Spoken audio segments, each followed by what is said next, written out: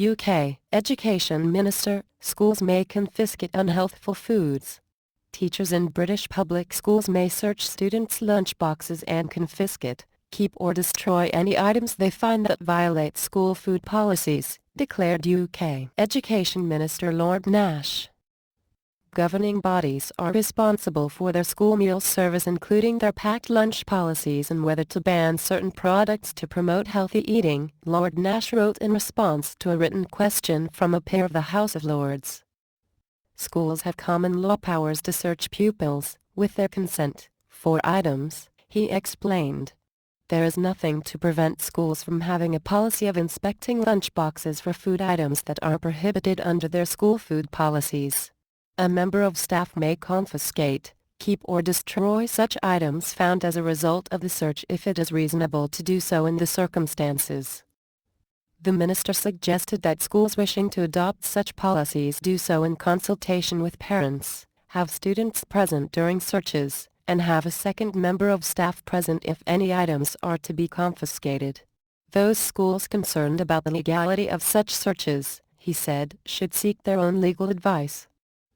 Lord Stoddart of Swindon raised the question after parents reported a number of incidents in which food items they had packed for their children were confiscated by school officials.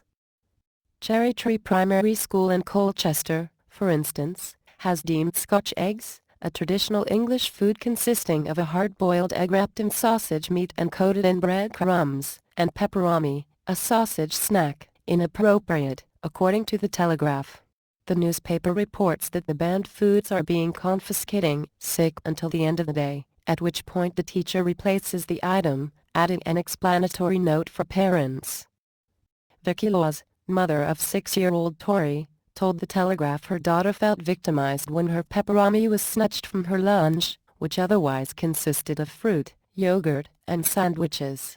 The sausage, she said, is Tori's favorite thing and she was told she couldn't eat it and there were other people around her having cakes provided by the school as part of the dinners. Indeed, as the paper pointed out, the school lunch menu showed that children are usually served meat or fish and vegetables for a main meal, sometimes accompanied by chips, fries, with handmade cookies or flapjacks, crepes, for dessert, sick. Manchester's Manley Park Primary School confiscated kids' cereal bars and fruit chews, even those made without added sugar, despite offering pizza, chocolate fudge cake and fish fingers on its lunch menu, reported the Daily Mail. School policy also forbids pizza, chocolate, and cake in packed lunches. We make no apology for advocating genuine healthy food for children and are working in line with government directives, the school said in a statement. A preschool in Basingstoke, Hampshire, went these schools one better and issued an outright ban on packed lunches, according to the Daily Mail. A letter informing parents of this new policy suggested they were incapable of packing nutritious lunches for their children.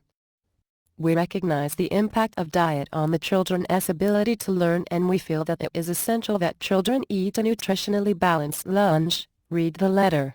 Therefore, from September 2015 we would like all children in the school to take advantage of the free hot school meal each day. All this is being done in the name of combating childhood obesity, which is undoubtedly a problem. In a country without socialized medicine, it would be a problem for parents to handle. In the United Kingdom, however, it has become the state's problem because it has to pay for the extra medical care that obese people require. Thus, according to the Express, a top National Health Service boss warned that many children are being failed by parents, with 1 in 10 obese by the time they begin primary school. The implication, of course, is that the state must step in to save children from their parents. As the United States has moved ever closer to socialized medicine, Americans' health has also increasingly become the state's business, and similar policing of school children as lunchboxes has occurred, albeit more sporadically. In 2012, a 4-year-old North Carolina girl's lunch was confiscated and replaced with a school lunch, which she mostly wasted. Like the British schools that rewarded students with pizza and ice cream. In April, a Colorado preschool stole a 5-year-old girl's Oreo cookies and sent a note home to her parents informing them that her lunch must meet with their approval. What the school thinks is healthy for her is not what I think is healthy for her, the girl's mother told 9news.com. That's between me and her and our doctor, not the school. As Douglas Carswell, a member of parliament, put it, government should get out of people's lunchboxes and focus on trying to fix the big things like immigration and the deficit.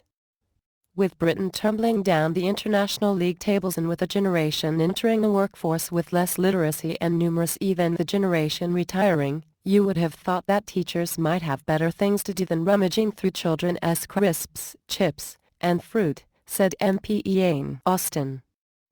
Sadly, in 21st century Britain and American nations that gave birth to the classical liberal order, the state is determined to have every last morsel of liberty for a lunch,